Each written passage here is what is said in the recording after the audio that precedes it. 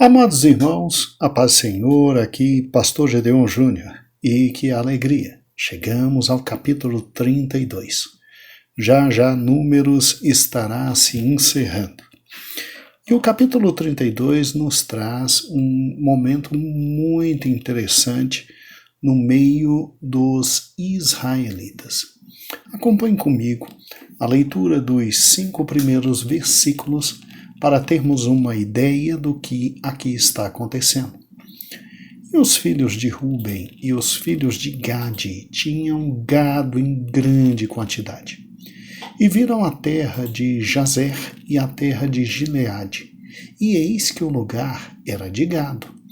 Vieram, pois, os filhos de Gade e os filhos de Ruben, e falaram a Moisés e Eleazar, o sacerdote, e aos chefes da congregação, dizendo: Astarote, Dibon, Jazer, Ninra, Esbom, Eliale, Sebam, Nebo e Beon. A terra que o Senhor feriu diante da congregação de Israel é terra para gado, e os teus servos têm gado. Disseram mais: se acharmos graças aos teus olhos, dê-se essa terra aos seus servos em possessão, e não nos faça passar o Jordão. Interessante, né? Parece, obviamente, um pedido tão simples, tão tranquilo. Você tem exatamente Israel tendo conquistado toda aquela parte ali, né, dos midianitas, de Moabe, e toda a parte, na verdade, oriental do Jordão. E os gaditas e os rubenitas, eles simplesmente vêm e pedem permissão para se assentar ao lado leste do Jordão, onde a terra era especialmente apropriada para a criação de ovelhas, de cabras e de gados.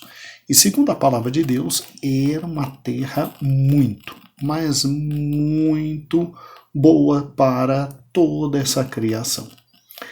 E aí, nós temos que compreender que um pedido como esse, aparentemente simples, poderia trazer um problema muito sério. Na medida que eles dizem: nós queremos ficar aqui, não queremos atravessar o Jordão, eles estão simplesmente abandonando as outras 10 tribos à própria sorte. Tá? De modo que, obviamente, veremos já que a reação de Moisés não seria positiva a isso. Né? O Senhor havia colocado todas aquelas terras na mão do seu povo, de modo que não havia outra possibilidade para Israel senão conquistar e ocupar. Se nós pararmos e pensarmos, a terra não era só do lado oriental, mas era também do lado ocidental, ou seja, era necessário esse povo simplesmente ajudar os outros das outras tribos, atravessando sim o Jordão e, obviamente, juntos trabalharem para conquistar as demais terras. Outra não foi a reação de Moisés, né? Olhe o versículo 6 até o versículo 15. Porém, Moisés disse aos filhos de Gade e aos filhos de Ruben: irão vossos irmãos à peleja e ficareis vós aqui? Ou seja, é como se Moisés dissesse: vem cá, os bonitos querem literalmente já desfrutar da terra e deixar o resto sozinho? E aí vem versículo 7. Por que, pois, desencorajais o coração dos filhos de Israel para que não passem a terra que o Senhor tem dado? Assim fizeram vossos pais quando os mandei para Cádiz Barneia a ver essa terra. E chegando até o vale de Escol e vendo essa terra, desencorajaram o coração dos filhos de Israel para que não entrasse na terra que o Senhor tinha dado. Então a ira do Senhor se acendeu naquele mesmo dia e jurou, dizendo que esses homens que subiram do Egito de 20 anos para cima não verão a terra que eu jurei a Abraão, Isaque e Jacó, porquanto não perseveraram em seguir, exceto Caleb, filho de Jefoné, e Josué, filho de Num, porquanto perseveraram em seguir ao Senhor. Versículo 13. Assim se acendeu a ira do Senhor contra Israel e fê-los andar errantes pelo deserto 40 anos, até que se consumiu toda aquela geração que fizeram mal aos olhos do Senhor. Aí Moisés vem e diz, agora vocês querem fazer a mesma coisa? Né? Versículo 14, e eis que vós, uma geração de homens pecadores, vos levantasse em lugar de vossos pais, para ainda mais acrescentar a fúria da ira do Senhor contra Israel? Se vós vos virardes de segui-lo, também ele os deixará de novo no deserto, e destruireis a todo este povo. Moisés não brincou em serviço, né? Moisés botou para quebrar. Sim, a reação de Moisés não poderia ser positiva. Sabe por quê? Porque o que estava em jogo, literalmente, era a unidade da nação para a conquista da terra. Que história é essa de duas tribos simplesmente ficarem do lado leste e acabou e não ajudar o resto? Ah, pelo amor de Deus, né? Olha que interessante. E quando você olha a reação de Moisés, sim, ele reagiu e reagiu rapidamente, sem dar possibilidade nenhuma dos filhos de Gade e de Ruben brincar com o que queriam brincar, que era a unidade do povo de Deus. Pois a primeira coisa que Moisés pensou foi que essas tribos estavam simplesmente deserdando a causa de Israel. E isso é verdade. Depois que o indivíduo chega e diz, nós vamos ficar por aqui, vamos colocar nosso povo por aqui e não vamos atravessar, o que você como líder pensa? Estão deserdando. Então, quando Moisés ouviu literalmente, não nos faça passar o Jordão, lá no versículo 5, deve ter dado simplesmente ao grande servo de Deus a impressão de que eles estavam se acomodando. Moisés sempre levava em consideração a nação como um todo, bem como o desafio de conquistar e de tomar posse da terra prometida.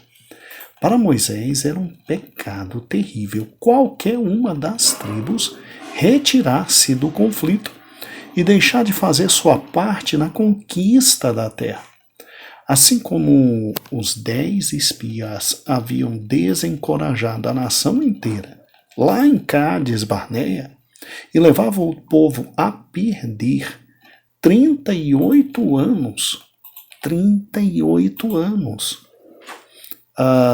Essas duas tribos agora poderiam desanimar o resto de Israel ao desistir logo na fronteira da sua herança. Mais do que isso, sua atitude egoísta poderia incitar a ira do Senhor e ele poderia julgá-los, sim, julgar as duas tribos como havia feito anteriormente quando o povo pecou. Pior ainda, o Senhor ainda poderia abandonar a nação e deixar que morresse no deserto. Irmãos, que interessante, né? Quando a gente olha para uma comunidade ou nação bem-sucedida, a gente vê que ela depende muito de si, além de confiar no Senhor, de se ter lealdade. Pessoa com pessoa, cidade com cidade, estado com estado. E se tem uma coisa que é verdade, é o que Cristo falou. Um reino dividido, ele não prospera. Ele não prospera. E é muito interessante que quando o pessoal, literalmente de Ruben e de Gade, ouviram Moisés falar, E eles responderam da seguinte forma, versículo 16, depois de trazerem essa proposta tão absurda, né? Tão absurda. Aí no versículo 16 eles dizem assim: então chegaram-se a ele e disseram: edificaremos currais aqui para o nosso gado e cidades para nossas crianças.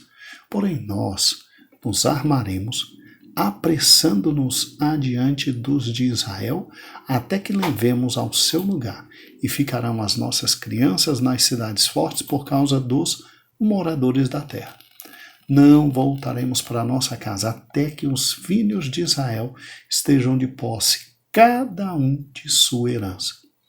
Porque não herdaremos, ó que lindo isso, não herdaremos com eles além do Jordão, nem mais adiante, porque nós já temos a nossa herança aquém do Jordão, ao Oriente. Aí óbvio que Moisés concordou então, né? Versículo 20, então Moisés lhe disse: se isto fizerdes assim, se vos armarem para a guerra perante o Senhor, aí eu concordo, sem nenhum problema. Olha que interessante, né? Se nós pararmos e pensarmos com esta resposta dos homens das duas tribos, obviamente que sem dúvida Rúben e Gade, eles não ficaram muito contentes quando no versículo 14 foram chamados de homens pecadores. Mas vamos ser francos, né? Eles pediram, né? Eles simplesmente pediram. A culpa foi deles, né? Ao terem simplesmente apresentado um pedido de maneira tão descuidada.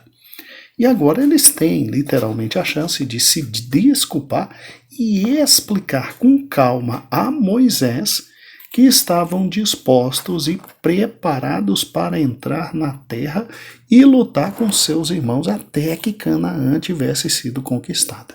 Tá bom? Parece que houve um mal entendido. Parece que houve uma péssima comunicação, né? E aí as duas tribos, e mais tarde vocês verão, obviamente a metade de Manassés, só voltaria ao território do outro lado do Jordão depois que as outras tribos tivessem recebido a sua herança. No entanto, antes disso, eles expuseram que desejavam tão somente construir cidades fortificadas para proteger suas mulheres e crianças, os currais dos rebanhos, e em seguida se juntariam rapidamente às outras tribos para cruzar o rio e enfrentar o inimigo. Olha que interessante, né? Se você de repente, por não ter um mapa geográfico, talvez não esteja entendendo muito bem, Pastor Eber agora vai colocar um mapa onde você tem direitinho a divisão das 12 tribos de Israel. É o mesmo mapa que ele já colocou antes, das 12 tribos de Israel. Veja a razão do problema. Você está vendo aqui na parte oriental? Aqui está Rúben, aqui está Gade, aqui em cima, Manassés. E está vendo do outro lado todas as demais tribos? Pois é, eles, quando olharam para essa parte aqui da terra, eles disseram: a gente já recebe essa parte aqui como nossa. Agora, nós vamos construir casas, nós vamos construir cidades, deixar nossos filhos e esposas todas bem protegidas e ninguém vai abandonar vocês. Nós vamos atravessar e literalmente ajudar todos vocês a vencerem. Só que eles só não souberam falar isso no início. Então, veja que é muito importante como nós falamos as coisas, como a gente tem que ter muita calma e paciência e pensar antes de se pronunciar, né? Porque um mal entendido pode trazer um problema muito grande. Mas veja bem, imagine e se coloque na posição de Moisés. Aí você conquista toda essa parte aqui da terra prometida. Aí vem duas tribos e dizem assim, como está literalmente no versículo 4. A terra que o Senhor feriu diante da congregação de Israel é terra para gado e teus servos têm gado. E disseram, se acharmos graça aos teus olhos, dê essa terra para seus servos, e não nos faça passar o Jordão. Olhe de novo para o mapa. Você está vendo esse riachinho que está aí no meio? É o Rio Jordão, tá?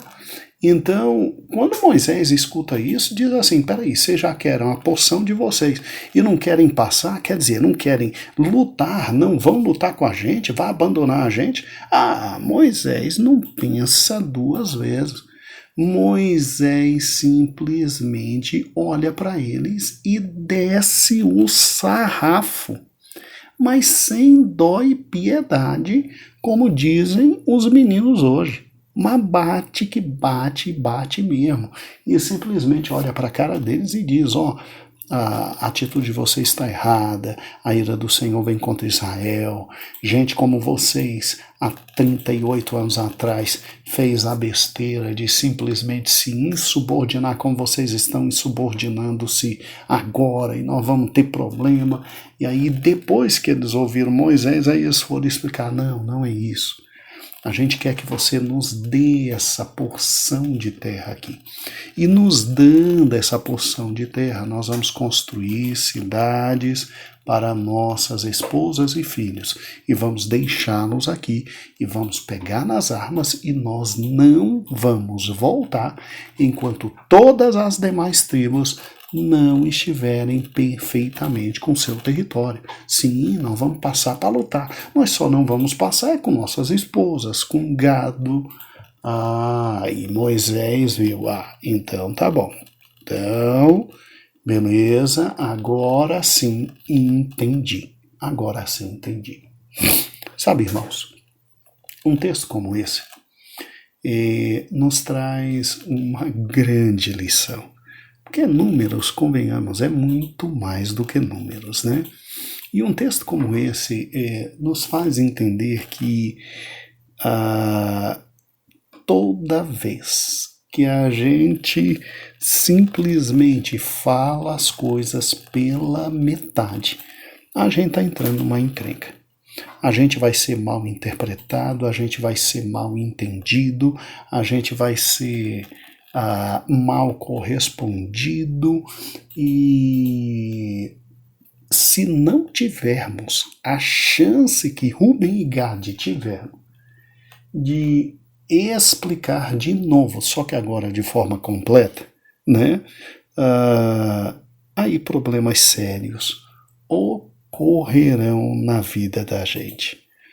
Irmãos, toda vez que eu e você formos pensar em falar algo para alguém, em primeiro lugar, pense e nunca fale em momento de agonia.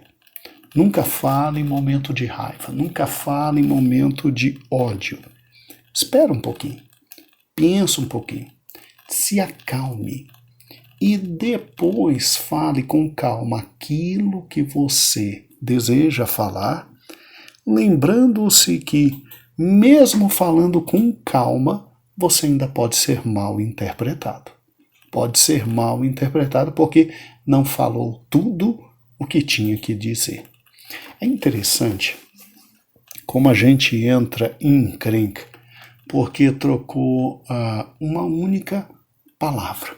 Porque escreveu e a loucura que é o corretor de texto do nosso smartphone, olha, sem brincadeira, meu Deus do céu, que coisa horrível esse corretor de texto, que a gente escreve uma coisa e ele literalmente querendo corrigir, independente da vontade da gente, bota às vezes uma outra palavra e a confusão foi realizada. A confusão foi realizada. Então, entenda que na vida a possibilidade de confusão é muito grande. Por isso, nunca fale esbaforidamente, nunca fale correndo, nunca fale pela metade, nunca fale dizendo, não, eu não preciso dizer tudo. Um bom entendedor, para um bom entendedor, Meias palavras bastam. Não, não basta. Irmãos, sem brincadeira, ainda tem a possibilidade do diabo agir de forma tão grande a ponto de, mesmo você falando com calma e explicando tudo, ainda existir confusão. Confusão. Então, eu quero deixar para você, nesse nosso primeiro áudio do capítulo 32, que a vida é cheia de desencontros por causa de simplesmente não entenderem de forma correta o que nos falaram. Quando isso acontecer, tenha calma, comece tudo de novo, fale novamente, tenha calma, comece tudo de novo e fale novamente, até que a pessoa entenda completamente tudo aquilo que você falou. Tudo aquilo que você falou. Expor um acaso, a pessoa não quiser ouvir, não quiser dar ouvidos, não quiser, aí vai fazer o quê, né? Vai fazer o quê? Aí o remendo ficou pior que o soneto, né? É doloroso. Deus nos livre e guarde exatamente disso. Deus nos livre e guarde exatamente disso. E daí é uma das boas horas para a gente exercer aquilo que Cristo ensinou. Cristo ensinou que toda vez que você for pedir perdão ao seu irmão e o seu irmão ficar de maldade não querendo te perdoar, sabe o que você faz? Chama 2 ou 3 testemunhas para saberem de tudo, para ouvirem tudo. E aí, se seu irmão não quiser te perdoar, não se preocupe. O perdão liberado pelos outros irmãos te faz estar em paz com Deus. Em paz com Deus. Agora, se por um lado é possível você falar e os outros não entenderem, por outro lado, você que está me ouvindo e está nessa situação, não na posição de quem falou, de quem ouviu e entendeu errado. Meu amado irmão, você tem que dar o direito ao outro de falar novamente, de tentar explicar. Não é para ficar com a maldade de dizer, não, você não quis dizer isso, não, você está voltando atrás agora, não, você falou de maldade, você quis me ferir, você quis isso. Talvez até tenha acontecido. Mas, meu irmão, presta atenção numa coisa. Ouvir e entender errado é possível. É perfeitamente possível. Agora, qual é o problema de liberar perdão e aí depois de entender certinho, entrar e ficar literalmente em paz como Moisés fez, né? Veja que Moisés foi até apressado, né? Ele foi meio assodado, parece que os outros nem explicaram direito, ele já veio com a cacetada na cabeça dos líderes de Ruben e de Gade, né?